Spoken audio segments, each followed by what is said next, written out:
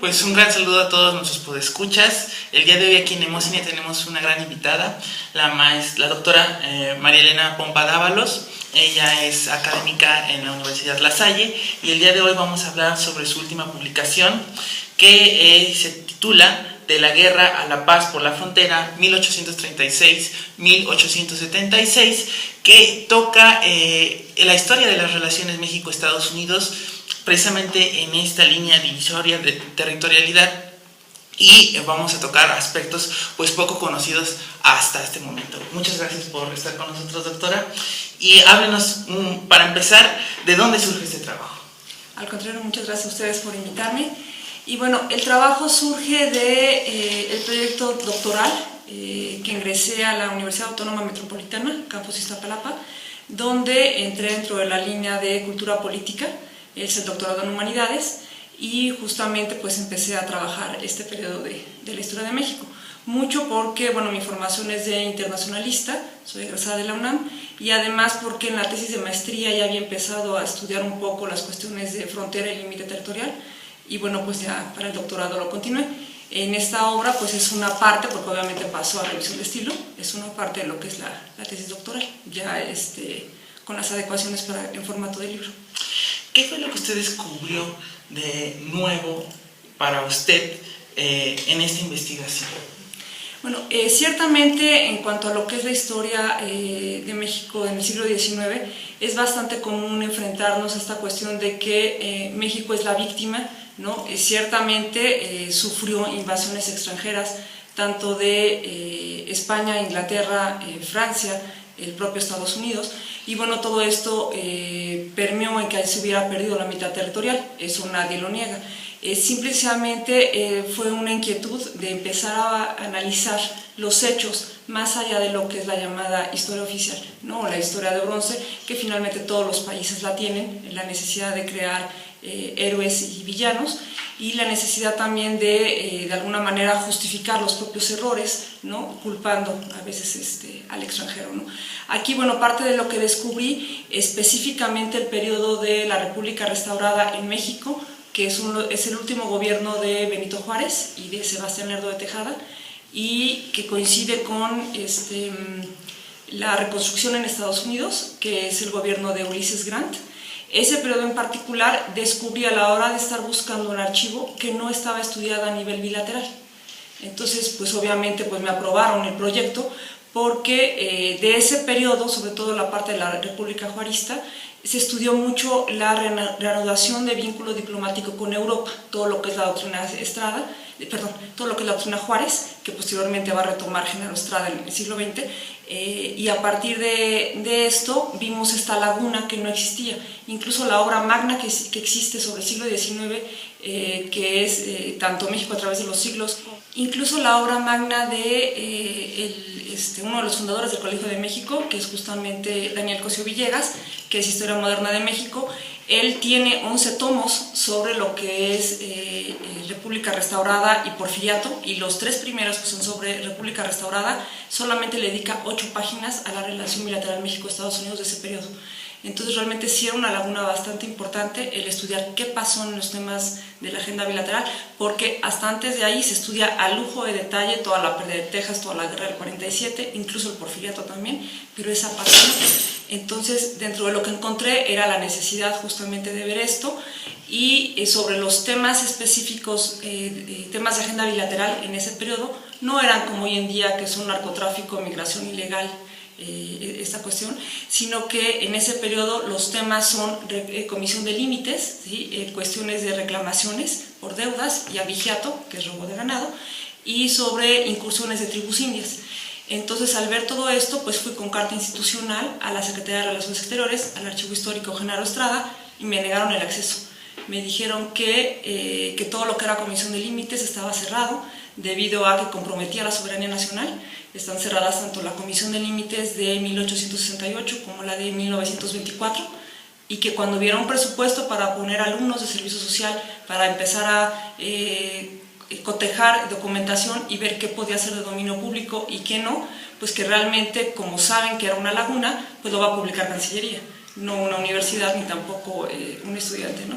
Entonces, con eso, bueno, pues se reforzó la idea de que sí era importante estudiar esto, y aunque no tuviera acceso directamente a ese archivo diplomático, pues de cualquier manera lo fuimos armando, ¿no? Con todo lo que fue pues fuentes primarias y con todo lo que fue secundarias, y muchos de los archivos nacionales de Washington, que esos sí están microfilmados en el Instituto de Investigaciones Históricas de la UNAM.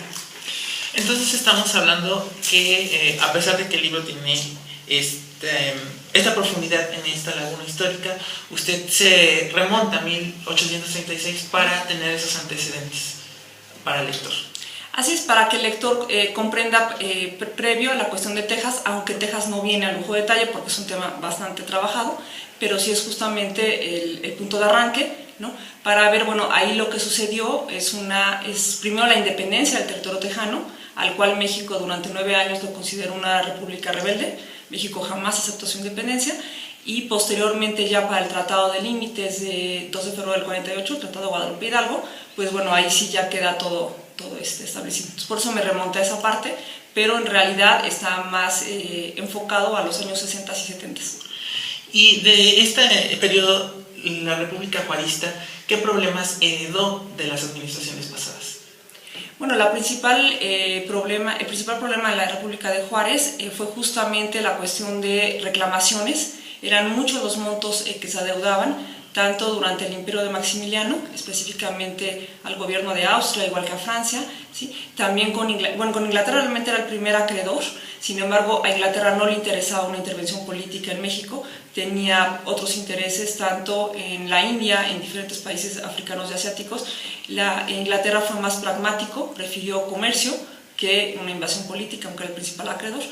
Y bueno, lo otro que hereda también es el problema con España, ¿sí? Que ahí, bueno, en el libro lo comento, cómo va a empezar a negociar justamente con los españoles a cambio de que México aplique esta no intervención que le está exigiendo a los europeos, que también la aplique en política interna, y entonces de alguna manera los españoles negocian para que México no intervenga en la posible independencia de Cuba. Entonces así es que se reanuda el vínculo diplomático. O sea, México no interviene en Cuba y entonces España accede a negociar bajo nuevos términos con México. Entonces, toda la cuestión económica va a ser muy fuerte para Juárez, que es justamente la hereda de los gobiernos anteriores, y lo que sí va a cambiar diametralmente es el discurso, de un discurso de los años 40 y 50, en los cuales el enemigo es Estados Unidos por la pérdida territorial, a un discurso juarista en el cual con quien no quiere tener relaciones es con Europa, y el que va a ser el gran amigo va a ser justamente Estados Unidos. Porque aunque de manera oficial no le manda al gobierno de Abraham Lincoln dinero ni armas, pues lo hace de alguna manera de forma velada, ¿no? Porque a los propios norteamericanos, una vez terminada su guerra civil, les conviene que en México haya un gobierno republicano y federal y no una monarquía, ¿no? De corte europeo.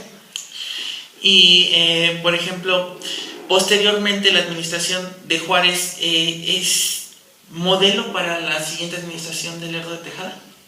Lerdo de Tejada y él definitivamente van siempre de la mano.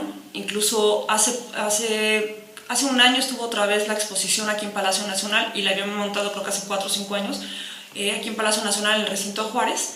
Han puesto en estas ocasiones todo lo que son las caricaturas políticas de la época, con diferentes caricaturas de periódicos donde criticaban muy fuerte esta relación, este vínculo estrecho.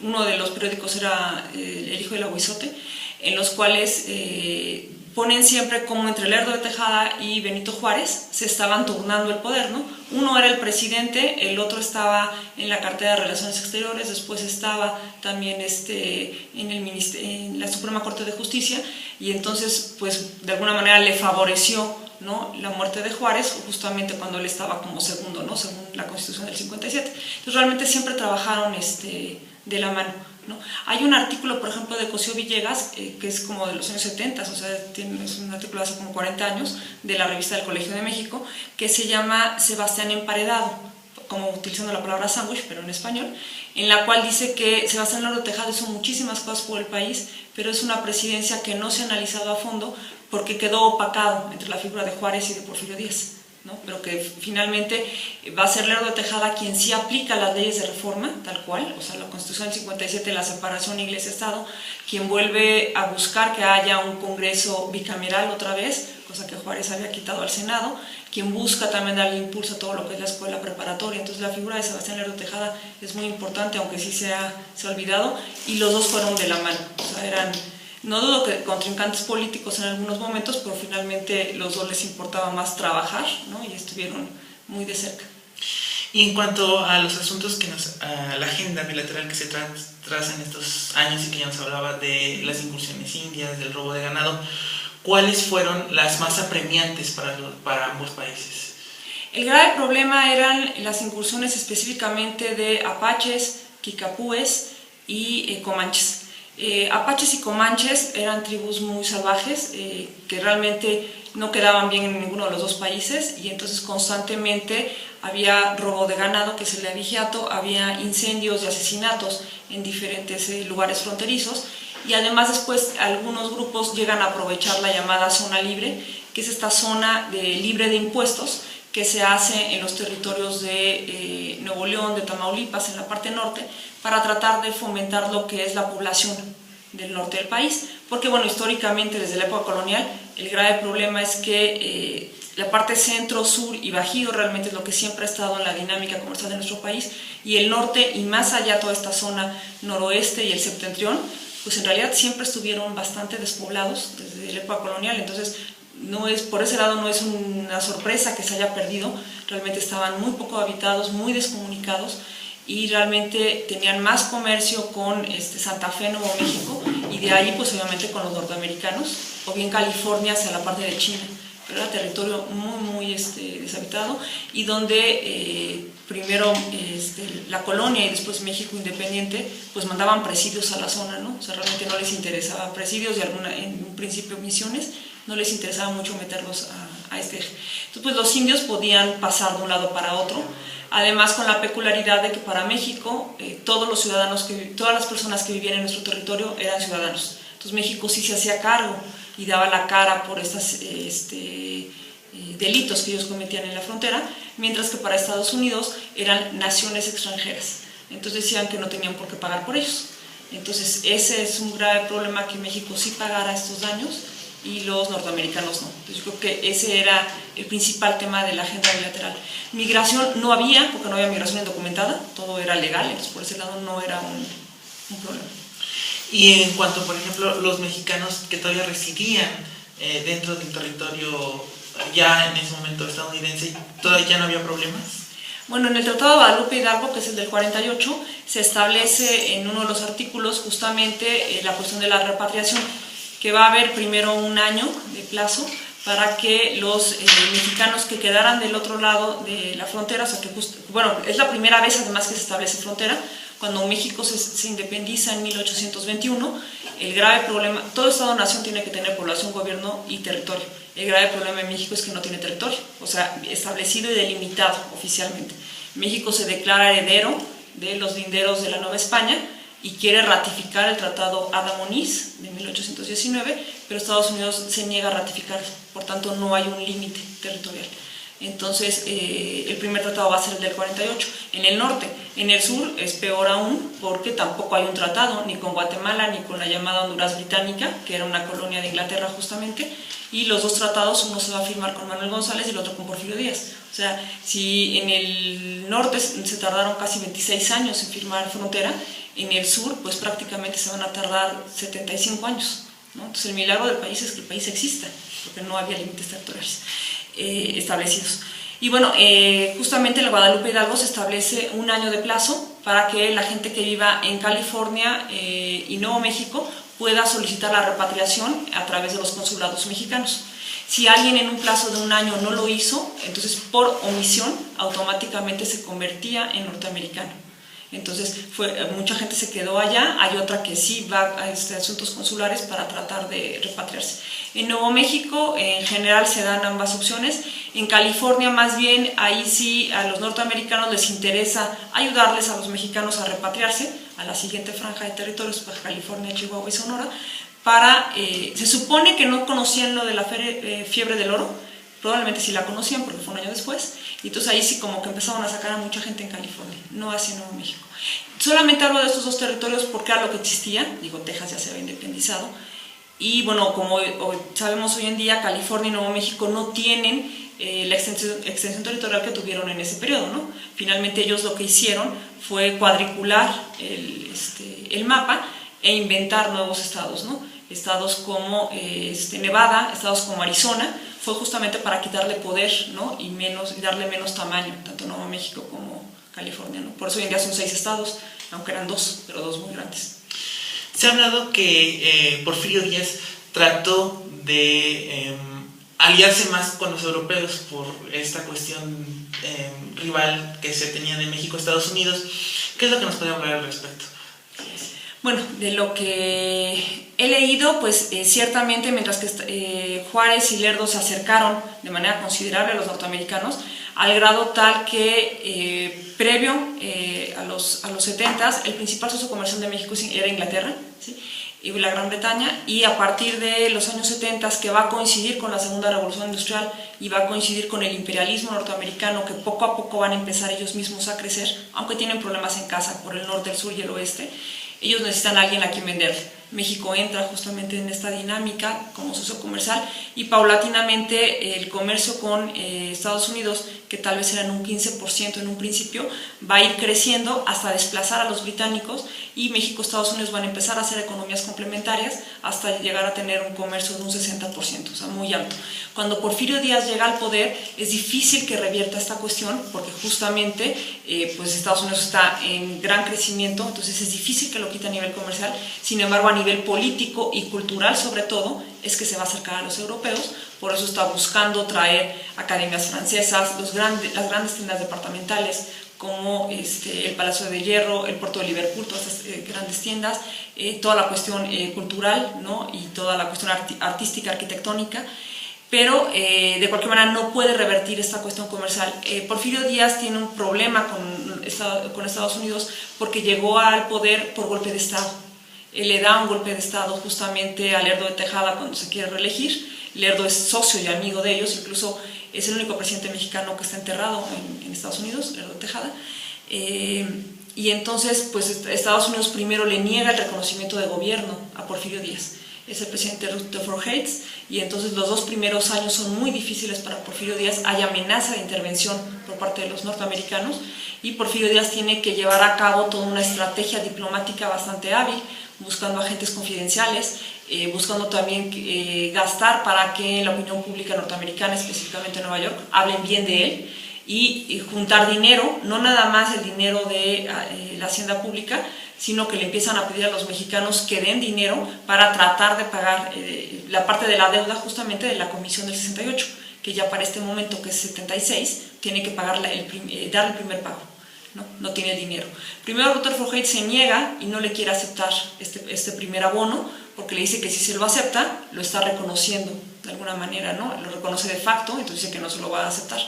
Porfirio Díaz, hábilmente para evitar una intervención, dice, bueno, no lo aceptes a nombre del gobierno mexicano, acepta a nombre del pueblo mexicano. Entonces, pues los norteamericanos aceptan el dinero y pues poco a poco se empiezan a tratar de limar asperezas, ¿no? Luego Díaz pues se va un periodo de un cuatrienio, que es cuando sube su compadre Manuel González, y cuando Díaz regresa por segunda vez, pues trata poco a poco de tener una mejor relación con ellos, pero jamás fue de amistad. En realidad él siempre se orientó más a los europeos. O sea, cambia el discurso de Juárez, ¿no? Que era más bien contra Europa y a favor de Estados Unidos, y Porfirio Díaz otra vez regresa al modelo europeo, pero ya no puede salirse de ese vínculo económico, comercial. Retomando lo que nos había dicho de las tribus apaches que se desarrollaban al lado de la frontera, ¿México no hubo un intento por apropiárselos, integrarlos a la vida civil? Pues México trata obviamente de que estas comunidades vivan de manera un poco más pacífica en todo lo que es el norte del país, pero a las propias comunidades no les interesaba. Los únicos que sí aceptan tal cual son los kikapúes. Ellos incluso en la época de Maximiliano de Habsburgo vienen hasta la Ciudad de México, Maximiliano les nombra un intérprete y les ayuda bastante a los kikapúes para que ya se queden como tribus sedentarias a vivir sobre todo en la parte de Chihuahua y de Durango. Los kikapúes se acceden, pero apaches y comanches realmente no les interesa ni un gobierno ni el otro, o sea, ellos mismos son los que no lo buscan en realidad. ¿Qué tan rápido se restablecieron las relaciones de México-Estados Unidos después del conflicto de 48? Bueno, después, el gran insulto o el gran desprestigio al orgullo nacional va a ser que los norteamericanos izan la bandera, la bandera de las barras y las estrellas, un 15 de septiembre, justamente aquí en el Zócalo, aquí muy cerquita, y no van a bajar la bandera sino hasta que el tratado está ya, bueno, un tratado internacional normalmente se tiene que negociar, después se va a firmar, después se ratifica, se tiene que hacer un canje de ratificaciones y después se publica y luego entra en vigencia. Estados Unidos dice que hasta que entre en vigencia se sale de territorio nacional y en ese momento puede quitar su bandera y por tanto reanudar ya relación diplomática tal cual, ¿no? Porque mientras es un país intervenido. Entonces el tratado se firma el 2 de febrero, todo el proceso pues se lleva los siguientes meses y ya el canje de ratificaciones, entrada en vigor y todo es para junio del 48. Entonces posteriormente a eso ya cada uno de los países va a nombrar otra vez, no se llamaban embajador en el siglo XIX, se llaman ministros plenipotenciarios y entonces cada uno de los dos países nombra a su ministro plenipotenciario para otra vez poder continuar, ¿no?, relaciones. Usted, como autora del libro, ¿qué aportes encuentra que podría encontrar el lector en su obra? Pues yo creo que la principal aportación es tratar de no ver la historia de manera maniquea, no son buenos y malos, y simplemente son seres humanos que obedecen a las circunstancias. Cada uno tuvo que tomar decisiones muy difíciles, sin duda. Bueno, incluso hay una parte que pongo textual, el discurso del presidente Manuel de la Peña y Peña, donde él está dando un discurso a la nación donde dice que no está vendiendo el territorio mexicano, que tampoco es falta de nacionalismo de su parte, que simplemente es una condición de guerra y que pues es a lo que lo orilla las circunstancias para tratar, se está perdiendo sí 2 millones de kilómetros cuadrados, pero bueno, que el país finalmente está conservando los otros 2 millones, ¿no? 1.960.000 kilómetros, entonces que realmente es por las circunstancias, ¿no? Y que sabe que de cualquier manera generaciones futuras lo van a juzgar, ¿no? Entonces creo que realmente así debe de ser en cualquier tipo de temática que abordemos a nivel histórico, tratar de estudiar cuáles son las circunstancias, son muchísimos factores los que hay en juego y no son nada más ni caprichos de la gente, ¿no?, ni buena suerte de unos y buena suerte y mala de los otros, ¿no? Incluso en Estados Unidos el presidente que comanda toda esta invasión contra México es el presidente Polk. Y uno pensaría, bueno, si nos dio 2 millones, como norteamericano, si nos dio 2 millones de kilómetros cuadrados, lo reelegimos y lo adoramos. Pasó todo lo contrario, perdió la reelección. La guerra en México-Estados Unidos es muy impopular en Estados Unidos en ese periodo porque el presidente Polk les había prometido una guerra express, 3 o 4 meses, nada más porque en teoría estaban defendiendo el hecho de que México había derramado sangre norteamericana en suelo norteamericano, que es justamente el periodo, la zona esta de Texas, donde están los ríos, el río Bravo y el río Nueces, y entonces era una guerra rápida, fue una guerra que finalmente se alargó a 1 año 8 meses, con muchísimo gasto económico y con muertes, y por tanto los norteamericanos estaban muy enojados con él y por eso no lo reeligen. O sea, les surgía acabar una guerra que ellos no le veían sentido. Sobre todo en la historia norteamericana, ellos siempre ven la guerra del 47 como la que precipitó la guerra entre norte y sur. A ellos obviamente les importa más su guerra civil que la guerra del 47, pero dicen, claro, el hubiera no existe en historia, pero que esa guerra es la que precipitó, porque el hecho de que hubiera entrado un territorio tan grande en la parte occidental del país hizo que el equilibrio que ellos mantenían entre esclavistas y abolicionistas se perdiera en el Congreso. Entonces realmente para ellos no era una guerra popular en ese momento. Tomando este tema de la guerra civil estadounidense, ¿los confederados trataron en algún momento de entrar en contacto con el gobierno mexicano? Sí, claro, y bueno, eso también justamente lo comento en el libro.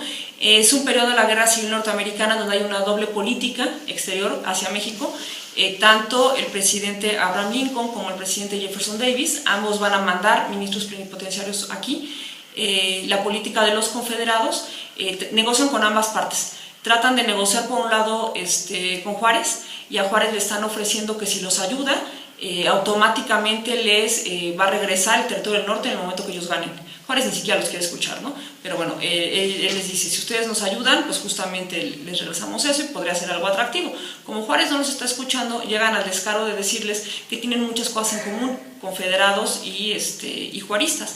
Le dicen, bueno, finalmente nosotros llevamos a cabo la esclavitud con población afroamericana, bueno, en aquel momento decían negros, pero afroamericanos es lo correcto hoy en día, y además tenemos esta esclavitud, y ustedes por otro lado tienen el sistema del peonaje, que también el peonaje son deudas eternas, entonces de alguna manera somos similares, y tanto ustedes como nosotros somos economías agrícolas. Juárez no los escucha. Por otro lado, los confederados también tratan de acercarse a Maximiliano para ver si entonces él es quien los ayuda, porque los confederados están metiendo por contrabando, por el Golfo de México, todo lo que es la exportación del algodón hacia Europa, ¿no? Entonces creen que Maximiliano los va a escuchar porque tienen una buena relación con Francia, pero pues Maximiliano es exageradamente liberal. Entonces pues una cosa es que tengan los confederados buena relación con Napoleón III en Francia, pero pues Maximiliano pues tampoco los escucha, entonces no. Por otro lado, Abraham Lincoln, él sí no va a negociar nada con Maximiliano, no le interesa, aunque sea liberal, finalmente es un monarca extranjero. Y Lincoln más bien va a continuar a través de Matías Romero aquí en México y con Seward, que es su secretario de Estado, una relación más bien con el gobierno juarista. Pero sí, los confederados sí también están todo el tiempo ahí metiendo ruido. Bueno, pues gracias por acompañarnos el día de hoy, doctora. Les recomendamos la lectura de este libro, que próximamente se va a estar presentando en la Feria del Libro de la Universidad La Salle. Y de todos modos, bueno, ya está disponible su venta en librerías. Y les recordamos que pueden seguirnos a través de Facebook como Nemocine Historia, en Twitter como Nemocine PG0, y no se olviden también de seguir la página del proyecto www.proyectogradocero.com, y los esperamos en nuestra próxima emisión. Muchas gracias. Gracias a ti. Hasta luego.